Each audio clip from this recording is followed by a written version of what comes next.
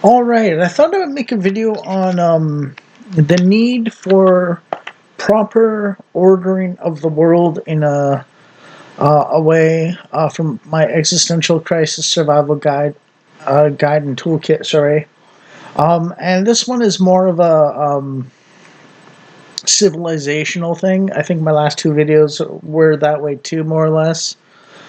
But this is another layer on top of self-reliant pillars of the community doing their thing and so on. It ties into it though. I mentioned earlier that capitalism, or at least the free market and competition thing, is networks and nodes that if one collapses, it doesn't take everyone down with it. I mentioned the chaos of trying to understand the total system of society, civilization, the world, and so on, and how no one but God can actually do that fundamentally as a official logic of small thing can't understand thing bigger than it or more complicated than it. Um,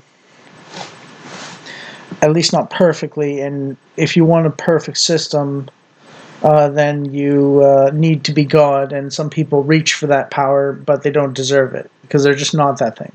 They just aren't. Okay, so how do how do you organize exactly? What's the incentive structure? And the answer is really simple. You combine all of those things, and then you do not form a system where people are disincentivized from doing truly productive work, even if it leads to inequality. Like, it's a fundamental reason why the pie shrinks under communism and socialism, and the pie grows so everyone gets richer under free markets. Maybe capitalism too. Depends on whether you include neoliberalism in that or not. I'm against neoliberalism. I think that Marx was right when he predicted that it would lead to communism and lead to destruction of the first world's working conditions and so on for the workers. He was for it because he wanted a communist revolution. I'm against it because I don't want communist revolution. And I don't believe we should make things worse on purpose to get to utopia. You know, because that seems counterintuitive just on the just right up face value. Anyways, you know, if you don't believe me, look up Marxist.org, on free trade or something like that, and check the Marxist.org, Marxists.org, like period org website, and it'll have Marx talking about making things worse on purpose to create a communist revolution. So the communists and the socialists do not have your best interests at heart at all. They have an agenda to destroy everyone and everything, and the politics of envy and crabs in the bucket and destroying those who are doing better than you because you're so focused on how they're doing it and not how you're doing, basically, compared to what would otherwise be possible for you. Yeah.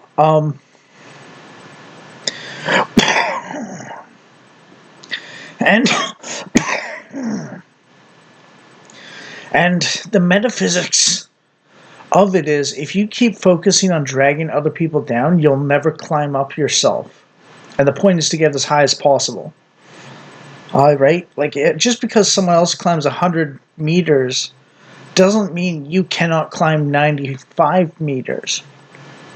Yeah. And if you just focus on dragging people down to the ground, to the bottom of a pit, because you're in the pit and you don't climb out of the pit, and they're trying to, but you're dragging them down, then of course life is going to be worse.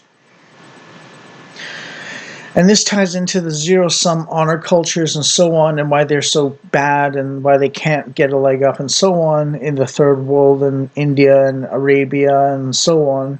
Or maybe not Arabia proper, but not Saudi Arabia proper, but maybe. But so much of the Muslim world and so on, and the Africa and so on. It's a very ghetto gangster sort of approach to life, basically. Um, It's the politics of vampires, and envy and so on. It's a society of vampires, and basically, when everyone's focusing on vamping or leeching or bleeding out and devouring each other, they can't build up each other properly because it's fundamentally opposed to it. Dragging someone down is not the same as climbing up. You can only focus on one primarily. You might be able to sort of like occasionally rib someone at the right moment and they'll fall down. But if you focus your life on doing that, then you're never going to build up yourself.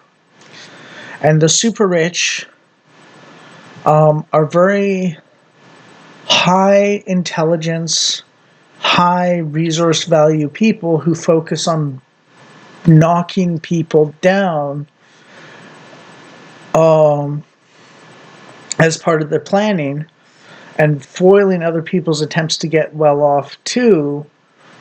Um, but they have entire populations of people working for their benefit without them micromanaging it. So they can turn their attention to sabotaging everyone else. And that's the reason wealth inequality can lead to problems. Um, but I already mentioned the solution to that, which is competition, healthy competition, strong competition. Other strong individuals competing in the same arena and lots of them, so that there's always going to be someone who breaks and either hires the people who work for him for more or sells to the customers for less or something like that. And like basically, when you have a culture of vampires like Epic Games or Steam, not Steam, Xbox or PlayStation or Nintendo or something like that, or Ubisoft or something like that, Steam is like you see in Steam where Epic Games was calling them a monopoly, but all Steam does is good products for people that they enjoy and actually appreciate because it's a good job well done, basically. And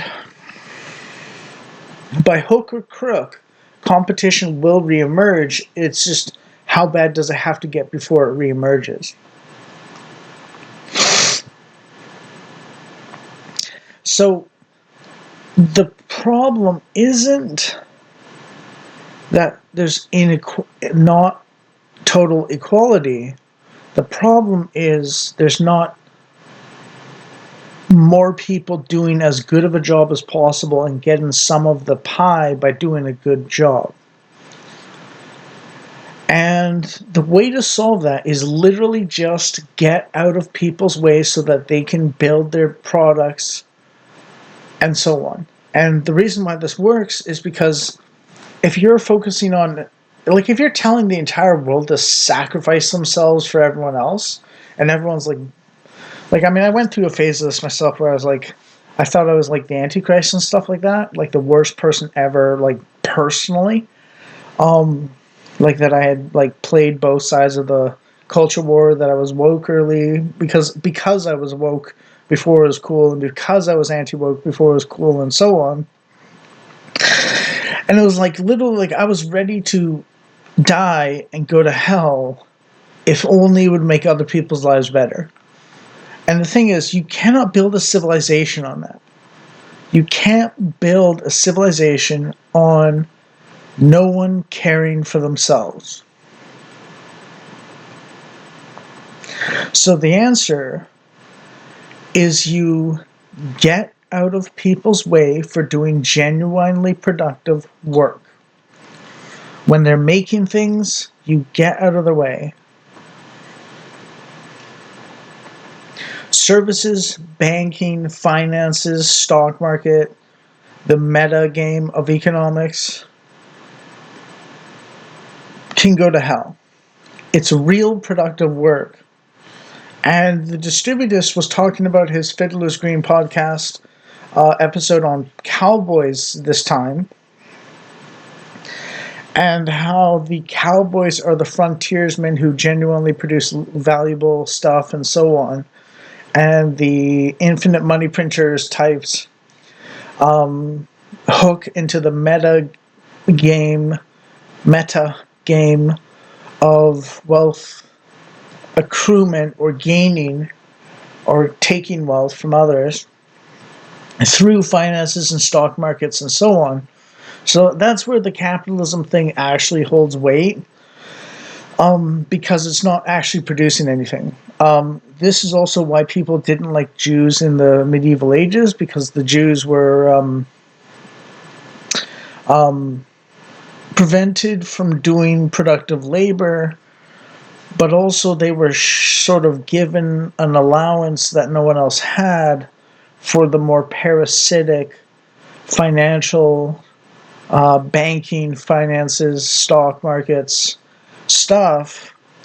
And I'm not blaming the Jews for doing that because they were prevented from doing the productive stuff.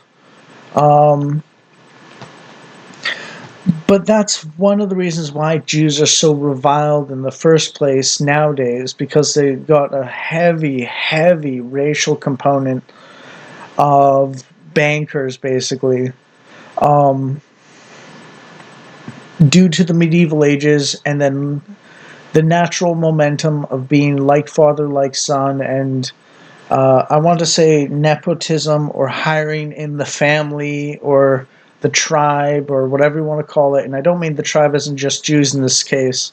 I mean any tribe that gets into those positions, if they just hire within themselves, would of course do this. So it's not me blaming Jews for being Jews exactly. It's more like saying this is just a aspect that happens to be Jewish.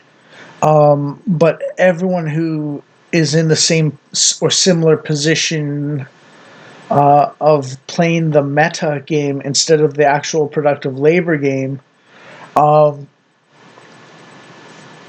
is basically parasitic.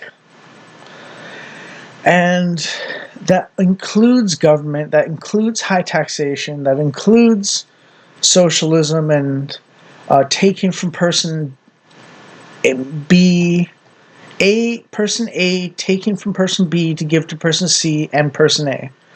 Like all of that rearrangement stuff has a very high chance of being parasitic, basically.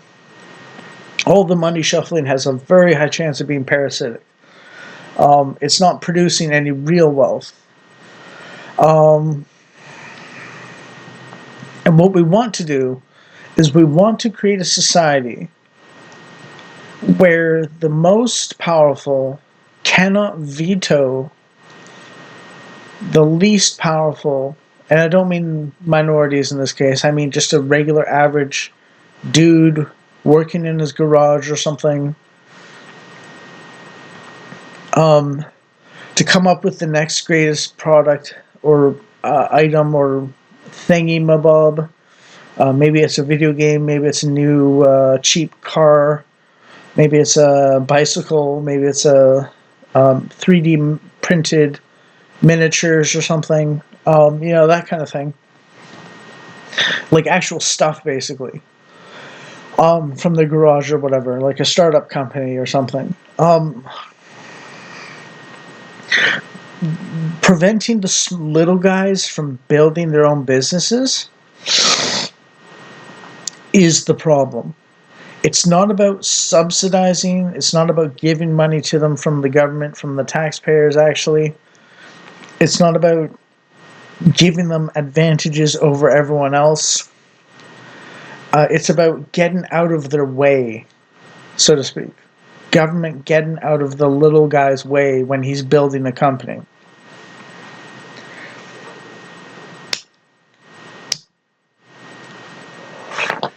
And the reason for that is really simple. The way this all ties together is if you're doing something productive that actually provides a valuable item for other people, they're going to want to buy it. And the little guys will look at the market and say, okay, there's a niche here or something like that, something people want that the big companies are blind to or something, or they're gaming the system and providing something less valuable because it's way cheaper, but they're trying to knock down all the competitors that rise up, and so on. If you Zerg rush competition and small businesses blowing up, then the big companies and the greedy corporatists and so on simply cannot knock all of them down, and some will rise up and entrench themselves slightly as a niche and do honest business because they have to, because otherwise the bigger company will outgame the system against them. And that's one of the reasons why the little companies are more honest in some sense. Typically, it depends on what. Well, I'm not sure exactly if the little companies are always more honest, but the ones that aren't tend to die off quick. So no matter how many shitty small companies exist, if they're not doing a good job, they'll die off pretty quick. So yeah.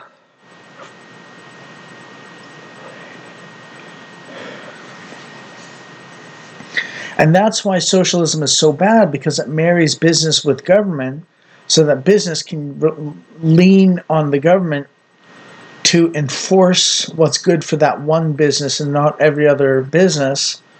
And also, they leech from the taxpayers who make up the people, the middle class or the working class that have a business idea, basically. They leech off of those people who pay the taxes and don't have a lot of money to stay in business for the big corporation, while providing a shitty product, basically. And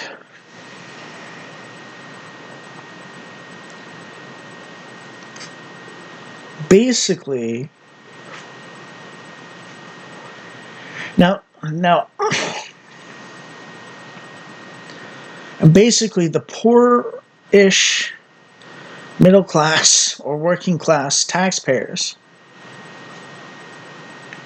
with a fresh business idea, and if the government got out of the way so that they could actually do like a proper like an actual like literal garage industry business for the local community or the country or whatever, like some sort of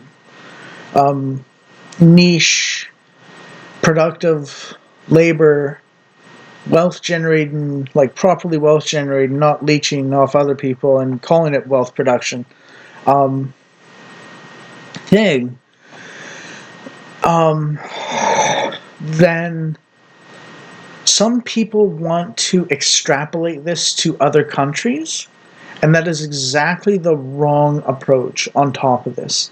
So you can go too far one direction in terms of corporations and governments being in bed together, and you can go too far in the other direction with assuming third world countries deserve to outcompete people in the first world, because we actually do care about our fellow countrymen. I don't care what happens to Africans, except Christians, and that's a crusader mentality. But if I have to sacrifice those foreign Christians so that my Christians can do well, you know what I'm going to choose. I'm a patriot. So basically, this whole sweatshop labor thing in China and so on, outcompeting first world labor conditions and illegal immigrants working under the table, undercutting Canada and the USA and the UK's native populations for jobs in their own country. It's funny because the system as it is right now is like literally the opposite of everything that the previous socialists before woke got popular, and the capitalists before neoliberalism got popular we're talking about. It's literally like the opposite in both directions against socialists and capitalists previous to neoliberalism and woke. It's totally batshit. It's totally backwards. So what you want to do is you want to have people doing productive work and naturally getting better lives because they've earned it.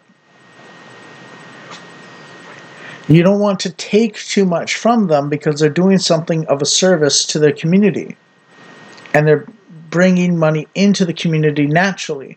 You can tax them a little bit, that's fine. I'm not saying you can't tax them at all. You know, I'm not a anarchist or something. But light taxes, minimal government, and so on, and then trade protections for the first world from the third world, and then lighter regulation of small businesses specifically,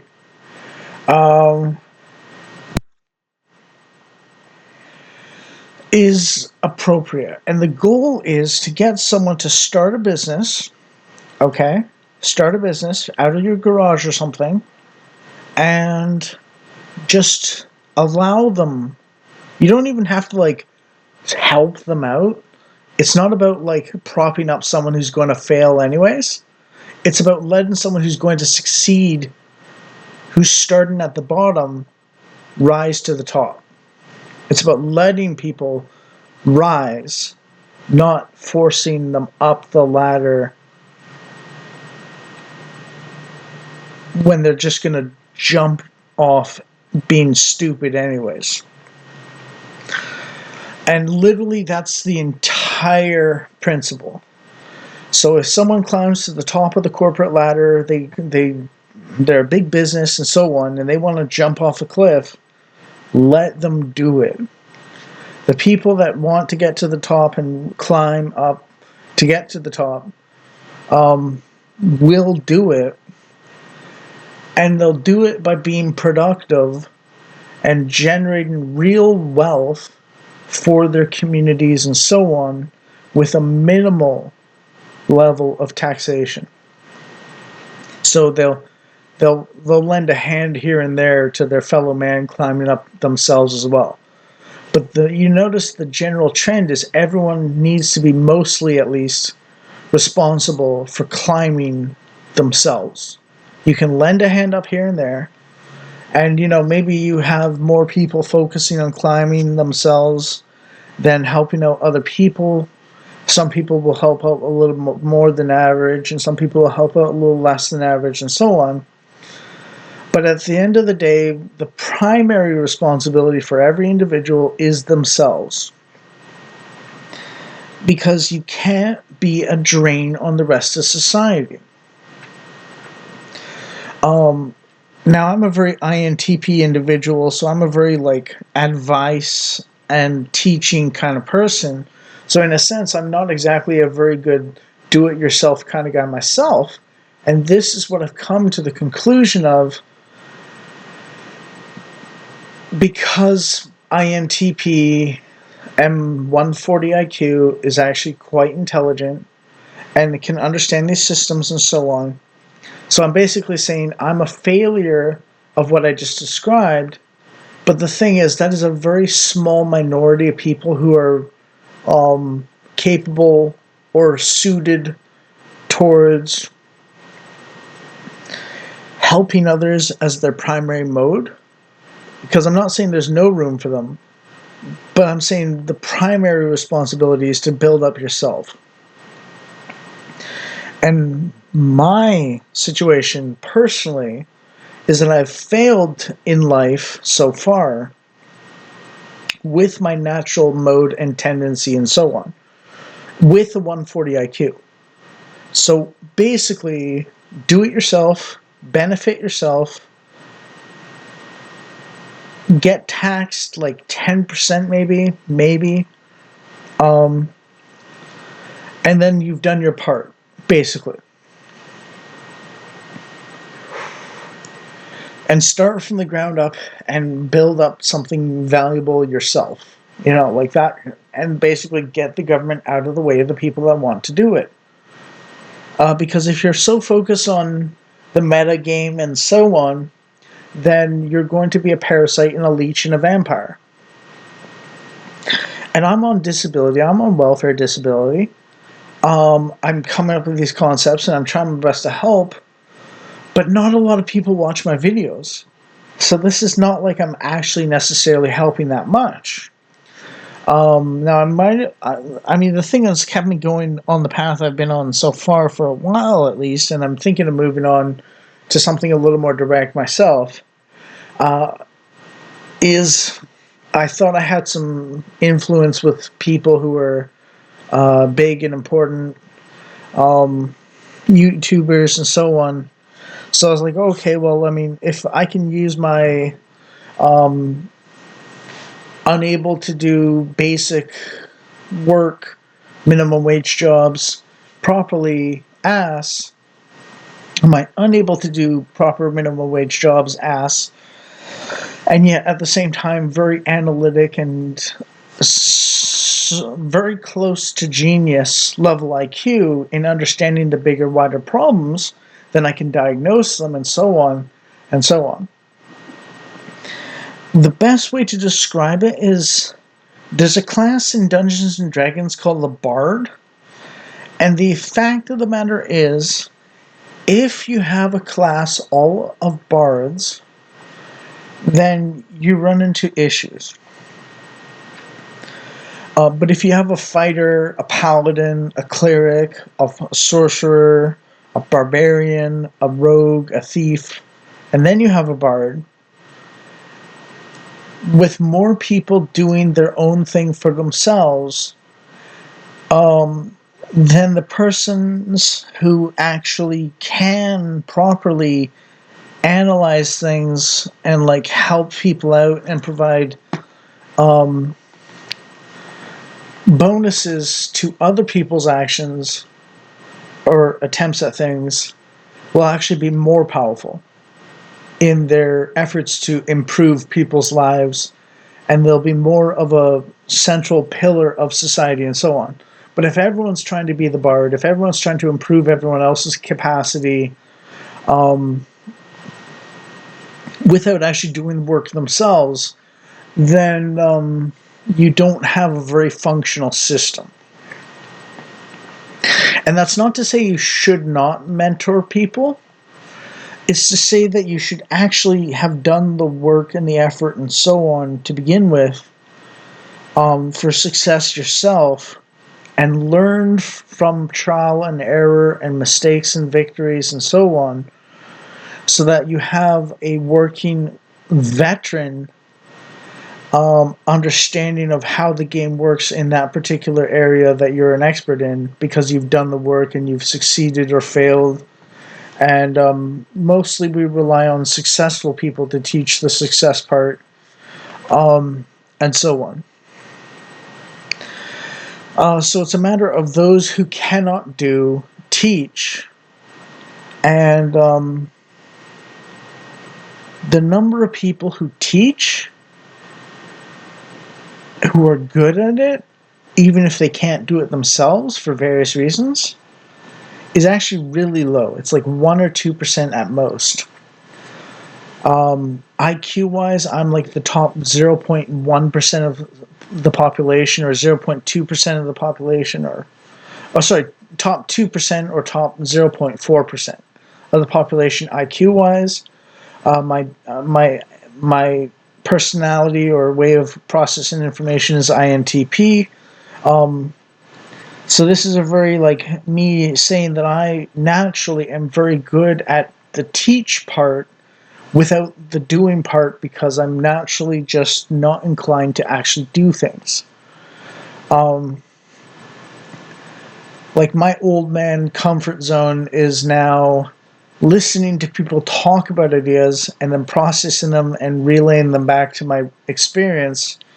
Video games, like actually doing the video game itself, even just video games, like hurts my head. Yeah.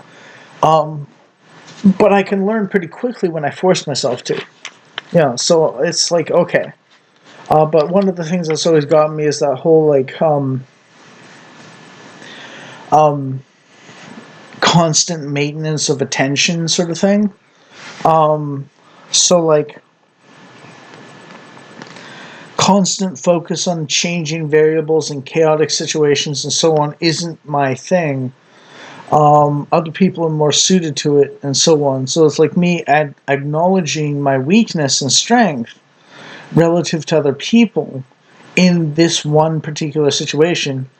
And what I'm saying is, even with all of those advantages 140 IQ, INTP, autistic, idiot savant I failed at life so far mostly. Um, and I'm not a hypocrite anymore necessarily, in that when I get enough money to buy the GameCube or the Steam machine, I am going to get into playing video games to entertain people myself. Now, even that is a bit of a meta sort of service industry kind of thing, not a productive wealth generator.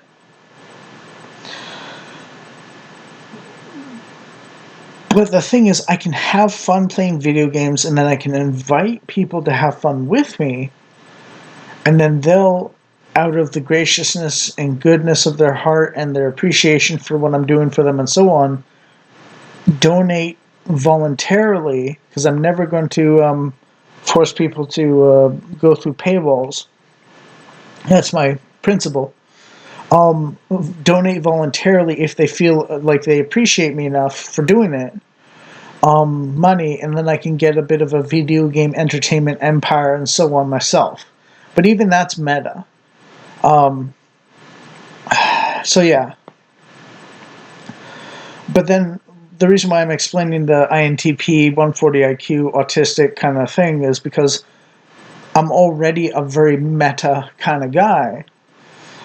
And the meta can help when you're talking about mentorship or teaching and getting other people to understand complicated things a little better, when they're more focused on the solid, what can I actually do kind of um, uh,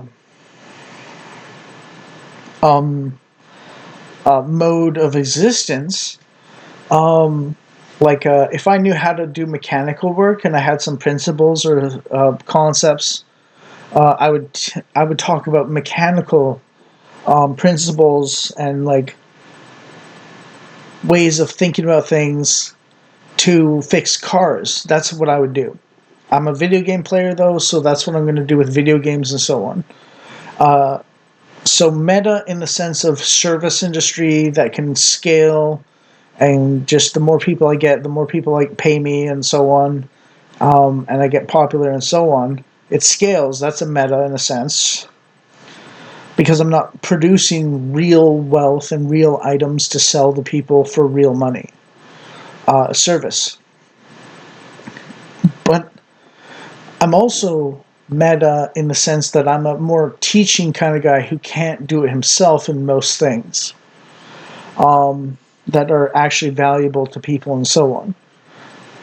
But I do know politics, and I do know a little bit about economics. I do know about culture. I do know about religion now, or at least Christianity. I know about philosophy and so on. So that's going to be my niche role. It's not for everyone. Everyone can participate in aspects of these things. I'm not saying you can't, but the thing is, my area of expertise that distinguishes me is that area of the meta, of the mentorship and so on, of service and so on. So I'm more like a bard in some sense uh, than other people naturally. Um,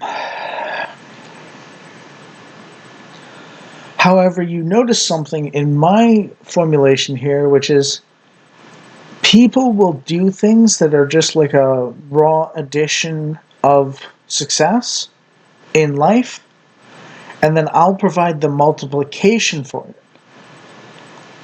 I'll up their game by a percentage, so to speak, or that's how I try and do it.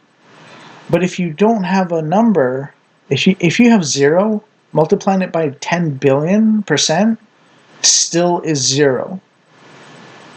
So no matter how useful potentially my meta game of advice and teaching and so on is, unless I have a raw number like +1 or +2 or +5 or +10, no amount of percentage, efficiency or synergy or whatever you want to call it, all those corporate buzzwords and so on, is going to fix any of my problems. I'll stay at 0. And that's a lesson everyone should take into account and so on. So I'm not saying that the meta people are totally useless every single time either, although that's a big problem when everyone's trying to be the meta. Because if no one's producing a +1, then everyone's producing a +100%, then everyone stays at 0. But the more people that are like +1, +5, +10, or whatever you want to call it, then the more the individuals who provide the percentage bonus actually are good for people, or stronger, or more powerful, or more, or benefit more on an absolute scale, and so on. And the thing is, it's about like I mean, well, I already said it once before, and I'll say it again to put this into context. I didn't say every single meta person is a parasite. I'm saying that meta focus easily leads to being a parasite.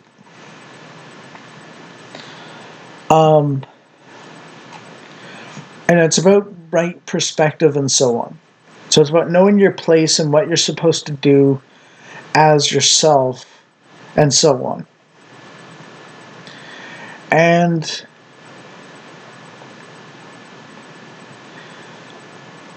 some people play the meta just for their personal gain, and some people play the meta for mutual, the whole group or part Dungeon and Dragons party gain and so on. And I've always been focused on the gain of my people, with me included, even as a meta person. Although I admit, in my current form, I might be more of a parasite. But that's a failure of capabilities on my part, not a failure of intention on my part.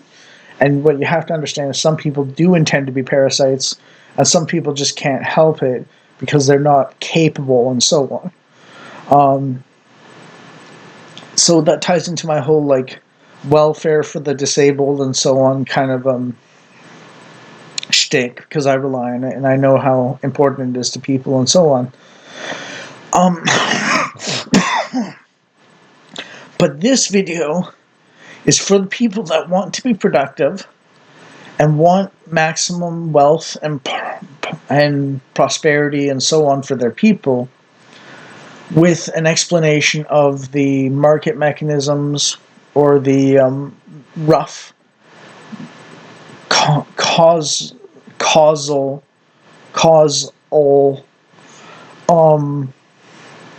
mechanisms and ways of existing that need to happen for that to actually be succeed at that.